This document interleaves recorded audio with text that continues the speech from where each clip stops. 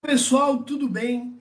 Esse vídeo é um vídeo fora do comum, com padrão elevadíssimo. Conversei aqui com uma pessoa fantástica, um cara que dispensa apresentações, que eu tive a oportunidade de conhecer e bater um papo rápido lá no CMS Agro Evolution. É o Luiz Tejon, um cara que está há anos no mercado, com grande foco em agro, e aí a gente vai falar aqui sobre algo a mais, não só do agro, sobre crédito, sobre crescimento, sobre o que é a visão dele e o que precisa para que esse país possa efetivamente dobrar o PIB em um período aí. A gente falou de muita coisa. Primeiro aí, roda a vinheta.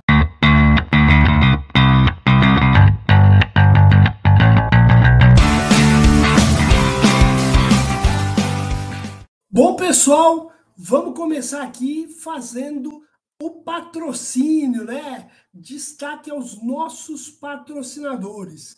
Queria lembrar aqui vocês que um dos nossos patrocinadores, inclusive o primeiro patrocinador, é a Assertiva Soluções. A Assertiva, que é um grande birô de crédito, muito mais que inteligência e dados, soluções para todo o ciclo de negócio. Então, se você precisa de soluções para prevenção à fraude, para análise de crédito e também para cobrança assertiva, é o parceiro ideal que você precisa conhecer. Grande abraço para o Ederson e para o Gui, lá da Assertiva. Muito bom. Segundo patrocinador que eu quero dar destaque hoje é a Recupere. Recupere é um ecossistema também que permite toda a parte de protestos, cobrança com protestos 100% digital. Né? Então, você que está aí com a tua carteira de cobrança, está difícil conseguir recuperar, a Recupere é a outra alternativa, é mais uma, e é a alternativa que você precisa para conseguir ter seus resultados de cobrança melhores aí. Grande abraço para o Felipe e para o Ivan lá da Recupere. E, por fim, não menos importante, queria dar destaque a Litígio B2B, uma empresa de cobrança com foco em cobrança para pessoas jurídicas.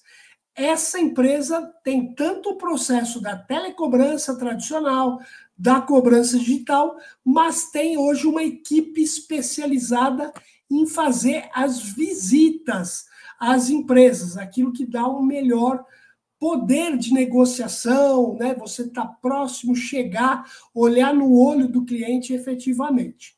Então, a Litígio é a empresa focada na parte de cobrança B2B, com grande perspectiva de fazer essa cobrança pessoal, porta a porta, para empresas, como eu disse.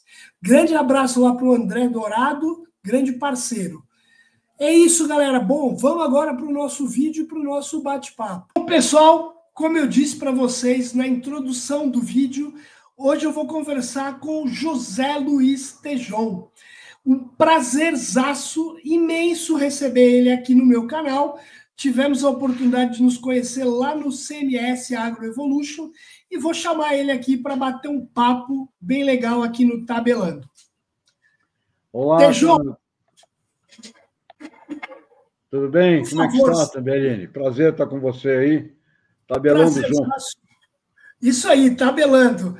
Tejon, grande prazer, obrigado aí pela tua disponibilidade. Sei que você é uma pessoa extremamente ocupada, então, pô, te agradeço imensamente aí pela oportunidade de a gente estar batendo esse papo. Queria que, acho difícil alguém não te conhecer, mas vamos lá, conta um pouquinho aí de você e aí depois a gente vai aí para o papo que a gente combinou de bater. Legal, pessoal. Bom, sou hoje professor, dou aula na França, junto com um programa de diplomação dupla com a FECAP aqui no Brasil, consultor, uma agência de propaganda, biomarketing, entidades aí que eu participo como membro, enfim, uma história aí, já fui executivo da Jato, da Grosseries, do grupo do Jornal Estado de São Paulo, uma história aí, a gente fica velho, tem muita coisa para contar, né, também. Mas Sem é isso aí. dúvida. Às vezes, quando a gente não quer contar, a gente escreve um livro, né, para ficar mais fácil. Que aí É a gente fala, verdade. ó, qualquer coisa, lê o meu livro. Eu tenho um livro que chama exatamente Histórias de Cobrança. Que aí uma amiga minha, eu me lembro que ela falava, pô, você tem tanta história, por que você não escreve um livro? E aí, quando eu escrevi o livro, ficou fácil de dar o título. Muito bom. Tejão, a gente teve a oportunidade de conhecer lá o evento da CMS, né? O CMS Agro Evolution. Cara, um evento que eu achei fantástico, né? Onde você teve a oportunidade de fazer a abertura, falar um pouquinho dessa relação. Eu queria começar aqui esse nosso papo falando um pouco desse segmento do agro, né?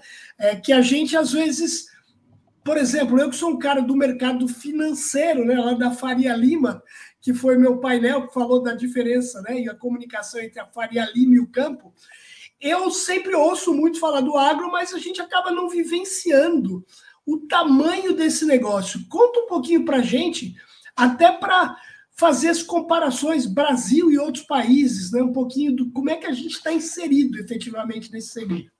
Tudo bem, quer dizer, o Brasil hoje, ele, como agricultura, ele é a quarta maior agricultura do mundo hoje. E com, Quarta. quarta, é um potencial de crescimento muito grande, porque as outras três, quatro, cinco grandes, elas já estão praticamente são milenares, né? Estão um certo esgotamento do potencial. E o Brasil E, tem e condição de. desculpa, Tejão, quais são as três? Quais são as três primeiras? China, Índia e Estados Unidos são as três Legal, maiores agriculturas ótimo. do mundo. E o Brasil tem a condição de efetivamente, em 10, 15 anos, dobrar de tamanho se tivermos uma gestão e um planejamento estratégico. E com relação ao montante do agribusiness, que é sempre a soma do antes, dentro e pós-porteira, o Brasil movimenta cerca de 500 bilhões de dólares nesse sistema, né? E que tem muito para crescer também, tem muita agregação de valor a realizar, então é algo que a gente imagina que o Brasil tenha que chegar em 10, 12 anos em 1 trilhão de dólares no movimento do agribusiness, o que é efetivamente dobrar de tamanho, né? Então, esse é a potencialidade e eu diria que uma demanda existente para isso tem. É questão da gente trabalhar.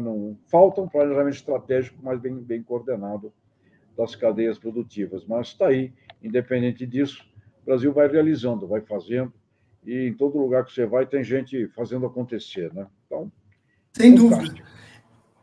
E um mercado milionário em termos de capacitação, em termos de renda, né? Tudo isso, né? Um mercado que movimenta o outro mercado, inclusive, né? Mercado do consumo, tudo isso, né?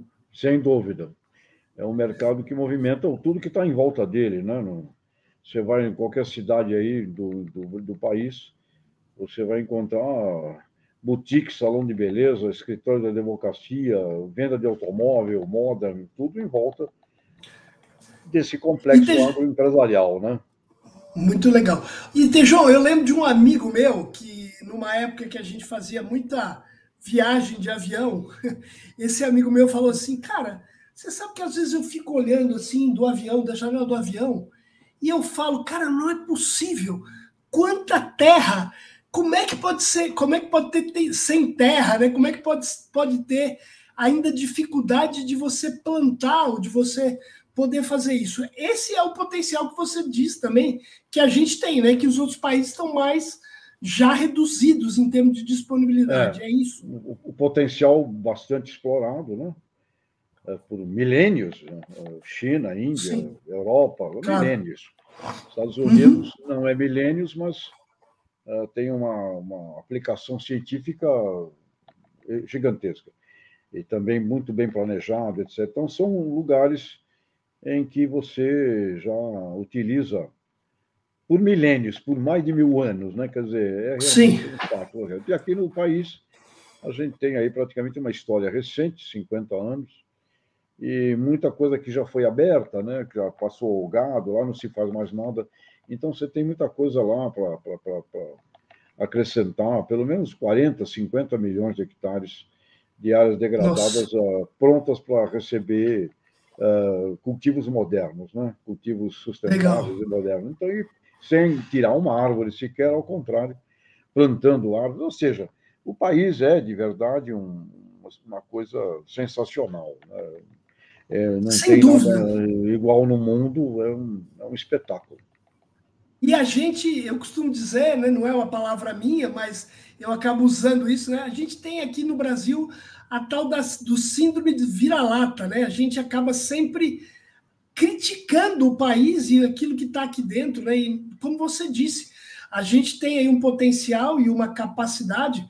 Quando a gente fala de 50 anos aí, a gente fala, pô, a gente atingir o quarto lugar, cara, em 50 anos, se a gente for ver, pô, é muita coisa, né? E a gente ainda tem essa síndrome de achar que tudo aqui dentro do país não funciona, né? O mercado financeiro, por exemplo, tem um nível de evolução espetacular no Brasil, né? Comparado até com outros do mundo. Sim. O Pix é o grande exemplo aí, né? O Pix é a novidade, que já não é novidade, mas é a febre do momento, né? Todo mundo usa Pix.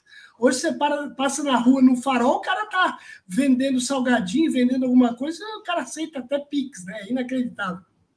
É fantástico. O Brasil tem pontos, zonas de evolução, e no agronegócio é a mesma coisa, né? Ciência tropical, a única Sem do dúvida. planeta.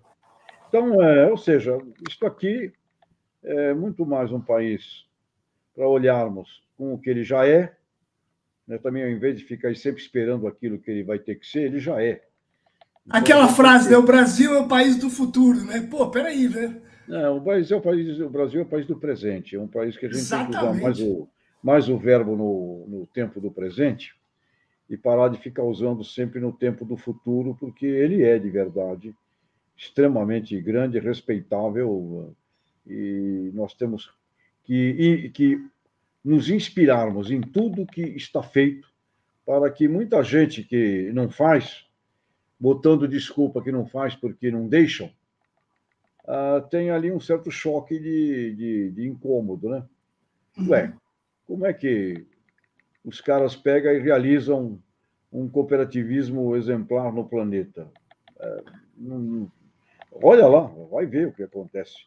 Vai ver o que acontece aí numa Copercitos, numa Aurora, numa Coamo, numa Larcop, numa Frimeza, numa Frisia, enfim, em cooperativas. O Brasil tem a maior marca, a maior indústria de proteína no planeta Terra. Olha lá, por que os caras. Então, se nós olharmos aquilo que a gente realiza, e isso nos inspirar, vai ser muito bom, porque muita gente encontra motivos para não fazer, alegando o que falta. Falta. Não Sim. há lugar no mundo que seja perfeito. Então, falta. Podia ser mais bem feita estrutura, podia ser mais bem feito planejamento, podia ser um monte de coisa que podia. Sim. Podia. Mas, independente do podia, tem cara que faz acontecer do jeito que é. Sem dúvida. E é isso que nós temos que levar adiante. Em vez de ficar esperando, reclamando, olha, na circunstância que eu tenho, é essa aqui, tem cara que faz. Então, vamos ver como Exato. é que esse cara faz nessa circunstância para a gente. Era lógico, se puder aperfeiçoar, melhorar estruturas, aspectos da área do direito, legislativo, é sempre bom, ajuda. Mas isso não deve servir mais de desculpa para ficar esperando.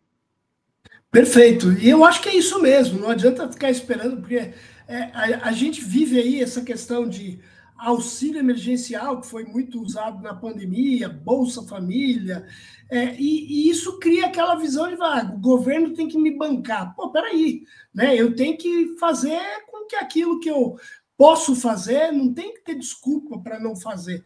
Né? Eu acho que o brasileiro é um povo empreendedor, se a gente for ver. Eu tenho uma estação de trem aqui que eu passo sempre que eu vou sair da minha casa e tem ali um recuo.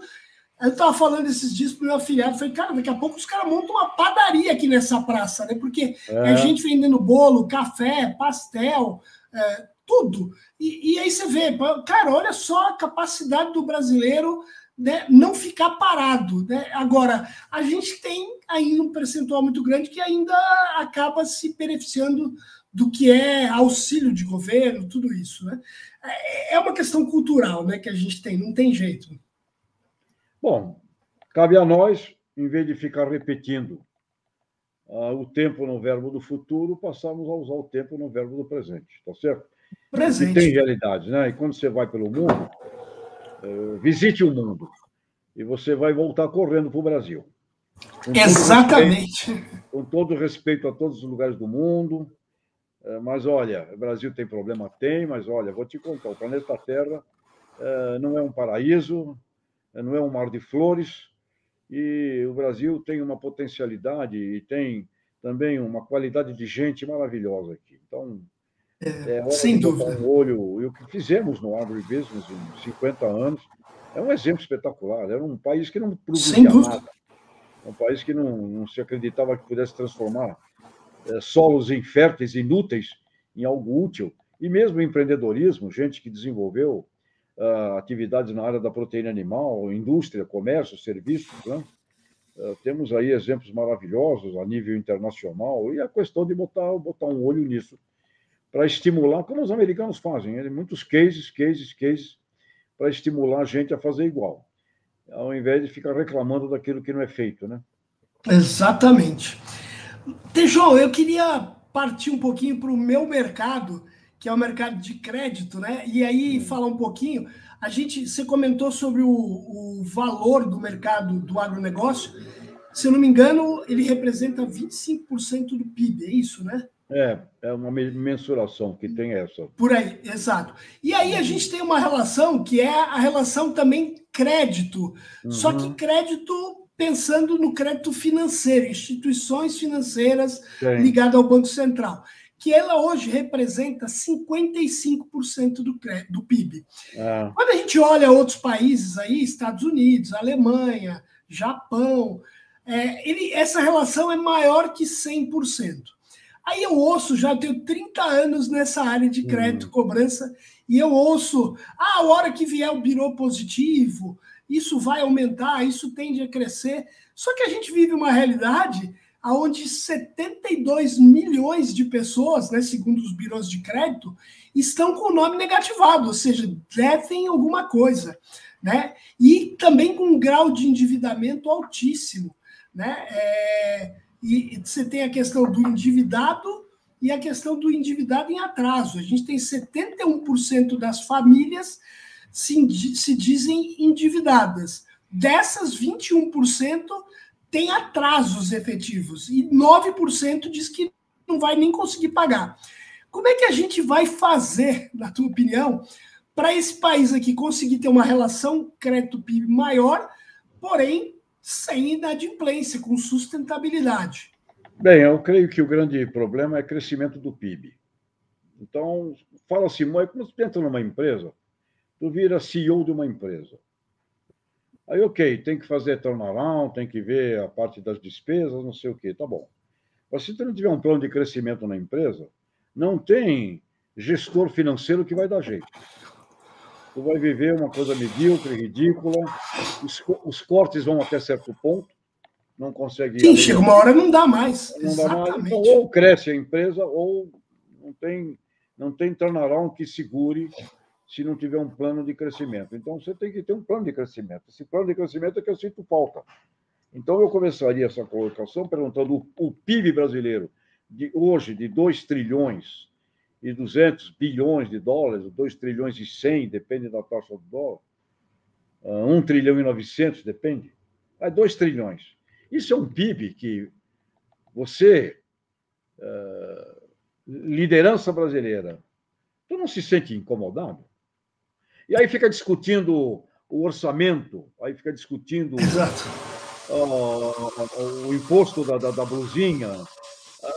Tu não acha que está faltando, na verdade, é alguma coisa do Sim. tipo.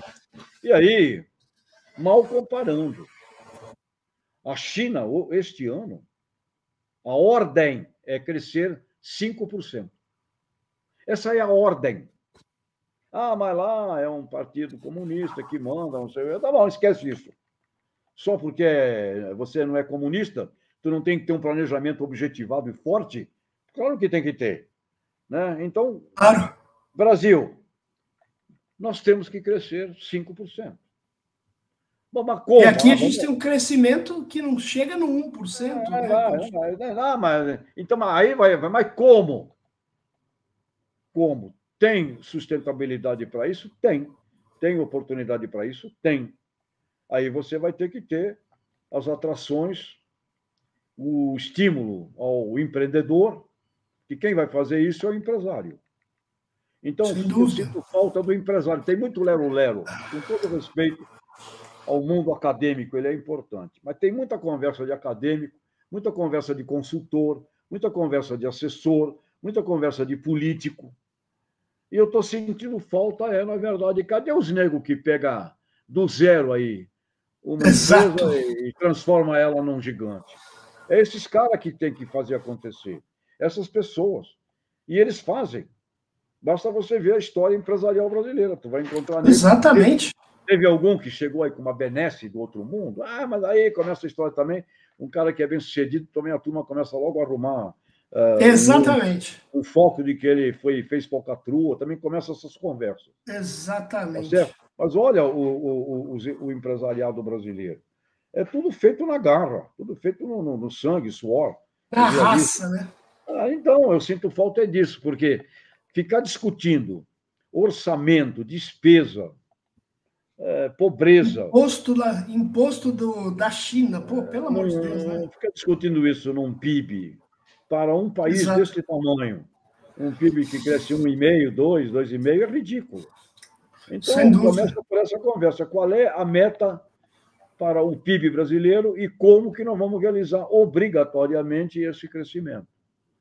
E aí entram recursos, etc., entra até uma maior ou menor exposição do crédito perante o PIB do país, etc., Sem dúvida. em função de uma perspectiva. E é diferente uma perspectiva brasileira de uma perspectiva dos Estados Unidos, uma perspectiva da Alemanha, do Japão, da Europa, porque aqui você tem um potencial brutal.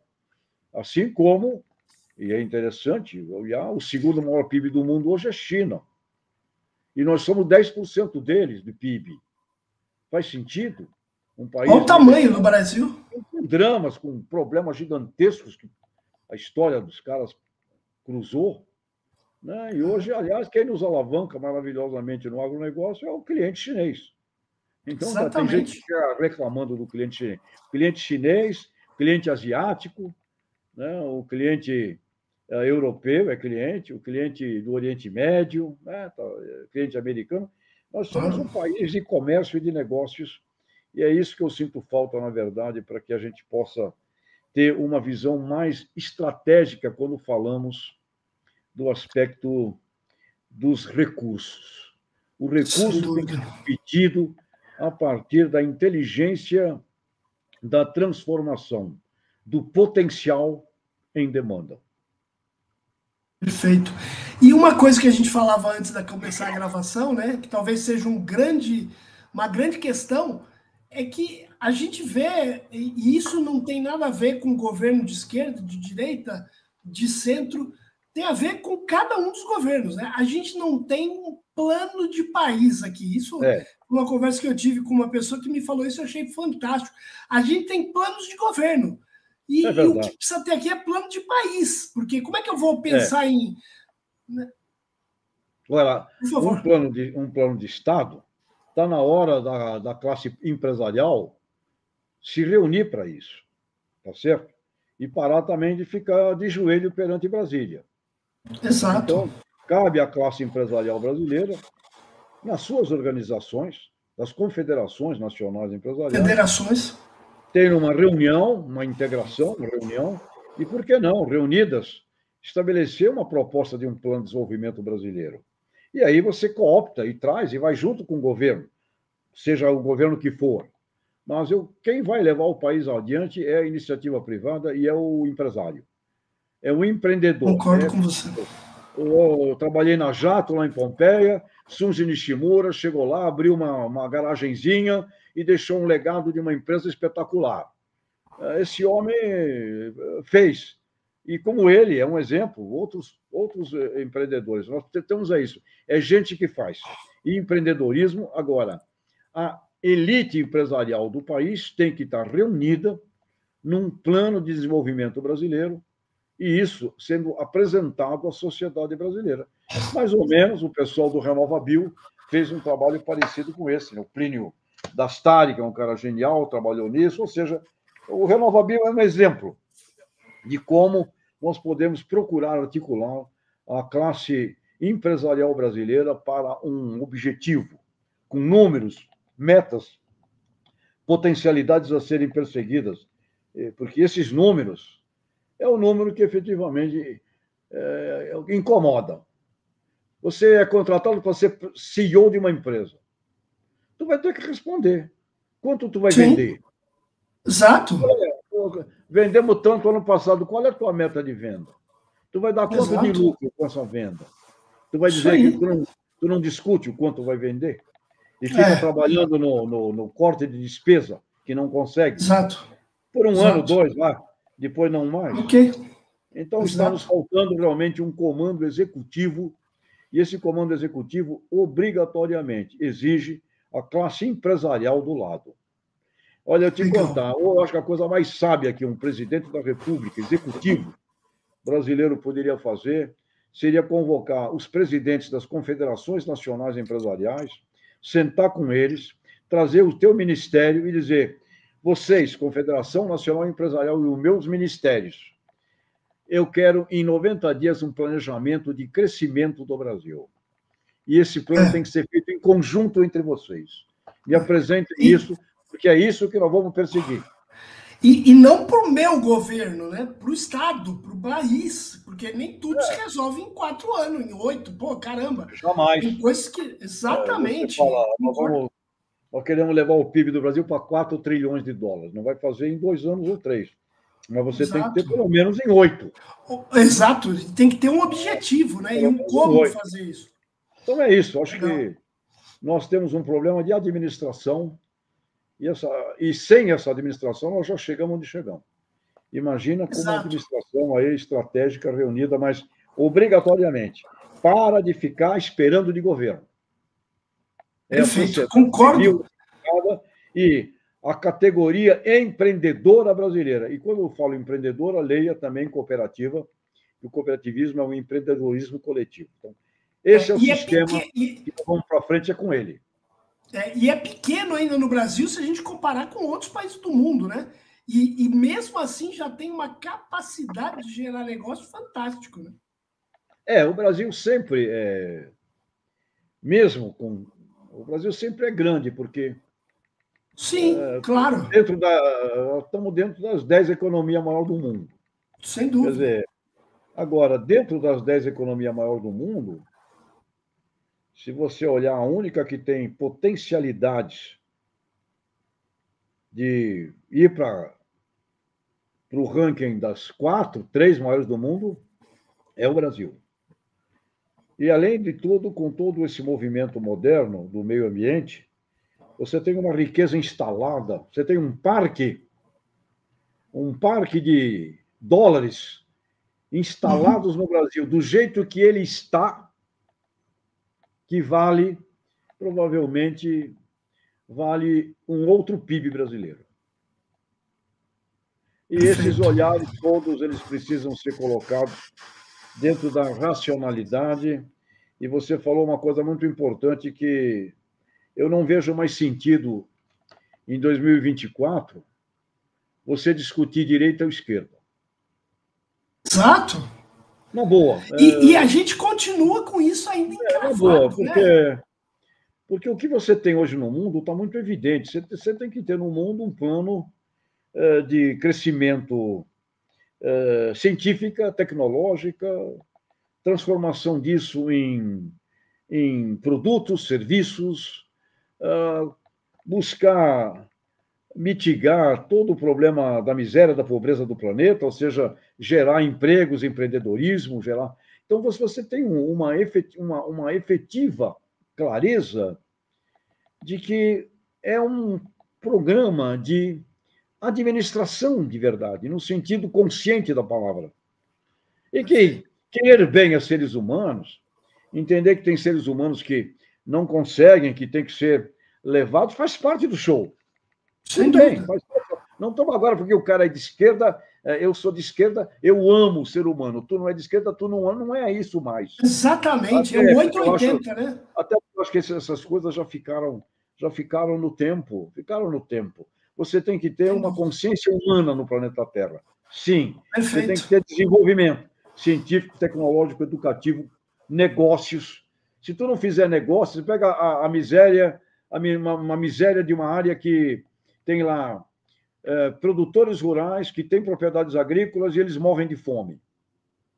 Se você não fizer o desenvolvimento ali de um sistema agroempresarial, agroindustrial, etc., você não consegue tirá-los da miséria. Tirar da situação. Você só os mantém. Sobra 2, 3, a maioria não vai. Cooperativa é um exemplo importante para que muitos sejam bem sucedidos. Então, o que eu sinto é necessidade disso, um foco de administração humana, sim, da palavra, sem esquecer isso, ambiental, sim. Agora, temos que fazer negócios, temos que transformar isso em negócios.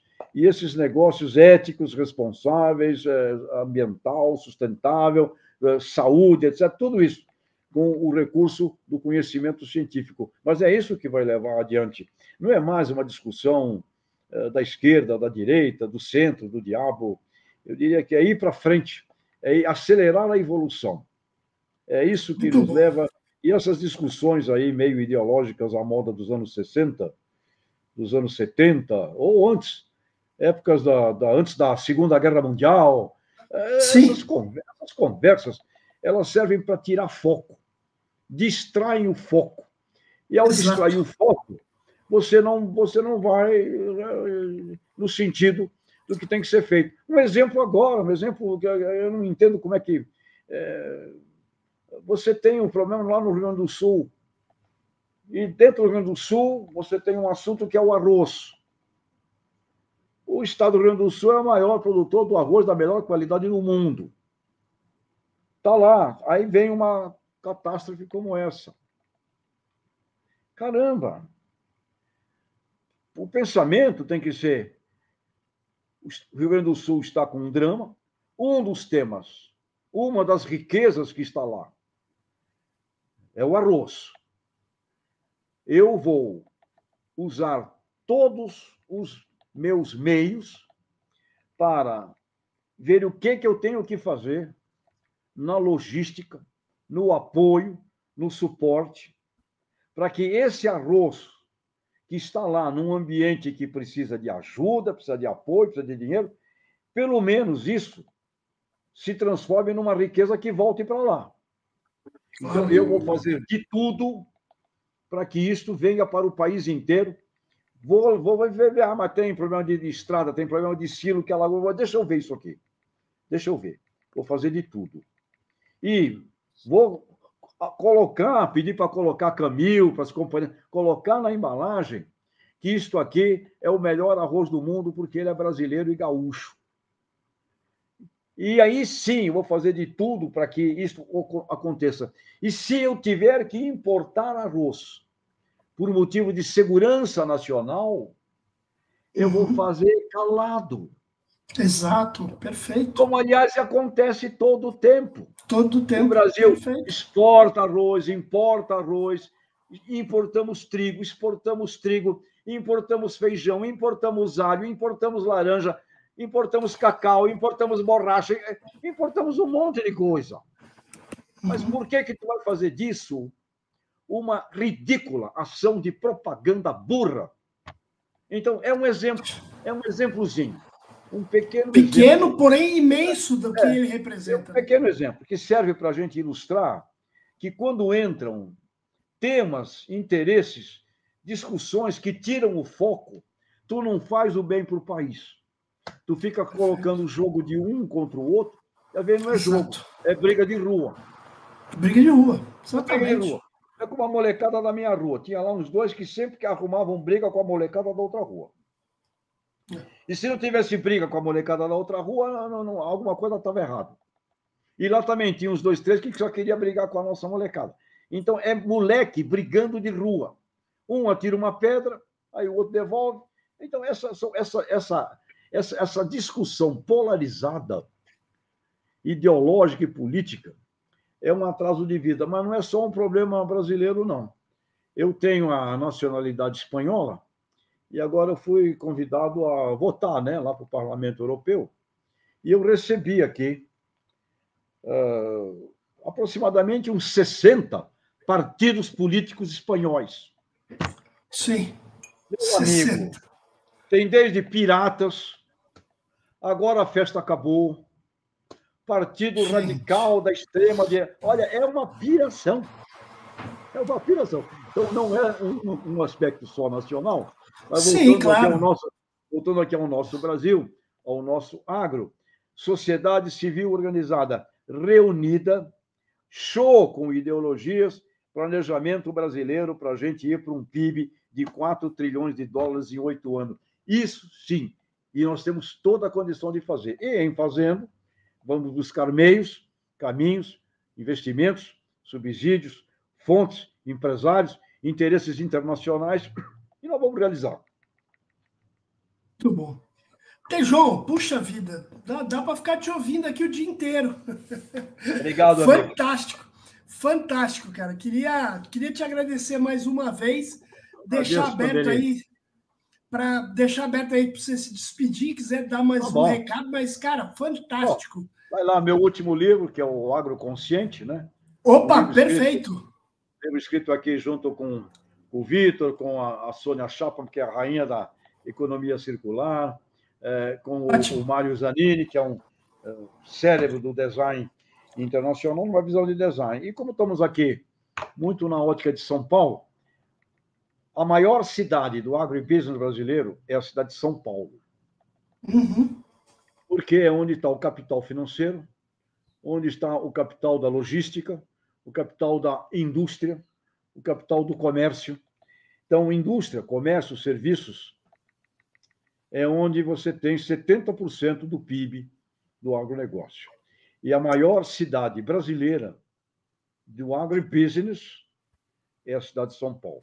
Então, essa visão, ela é muito importante para que a gente não fique colocando nas costas de produtores rurais aquilo que é um peso que eles não devem carregar sozinhos. Então, fica aqui essa minha visão. Quando fala meio ambiente e bota nas costas de produtor rural, não é a conta deles essa. Eles estão num sistema que começa muito antes deles. Isso, exato. E que vai até a ponta do consumo, onde tem impactos ambientais muito maiores que os deles. Então, quando colocamos muito, falando de água, nas costas dos agricultores, nós estamos nos escondendo do legítimo enfrentamento. Então, eu diria que São Paulo, se eu não estou enganado, o ano que vem, eu acho que a cidade comemora... A cidade faz aniversário, acho que é 415 anos, eu acho. Enfim, tem uma data comemorativa para São Paulo. Eu acho que seria muito importante que nós, no agronegócio, celebrássemos esta cidade como uma efetiva locomotiva do agro. Na verdade, São Paulo, 470 anos. 470? Exatamente. Fui ali no nosso amigo Google, 470 anos. Caramba, eu tava até olhando isso aí, porque 465.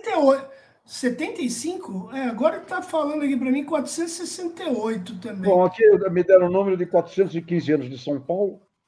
Tá, bom, enfim. Questão de checar. A gente vê. Eu acho que, dependendo do ano aí, mereceríamos... Merece esse destaque, né? Em 2025, acho que merece esse olhar do agribusiness brasileiro e mundial e a importância de São Paulo para o comércio, serviço, indústria, tudo isso que é efetivamente a estrutura, né? Que envolve toda a agropecuária. Tá bom, meu amigo? Muito bom. Vou pedir aí para você me mandar as informações que você quer deixar aqui na descrição do canal, o livro, tudo isso, e a gente deixa aqui no finalzinho, tá bom? Te agradeço aí, galera. Não esqueçam de curtir o canal, compartilhar. né, mandar novos temas aí para conversas. Então, ficamos aqui por aí. Foi maravilhoso esse bate-papo aqui com o Tejon. Mais uma vez, Tejon, muito obrigado e até a próxima, galera. Valeu, Zambellini, tabelando contigo. Um abraço.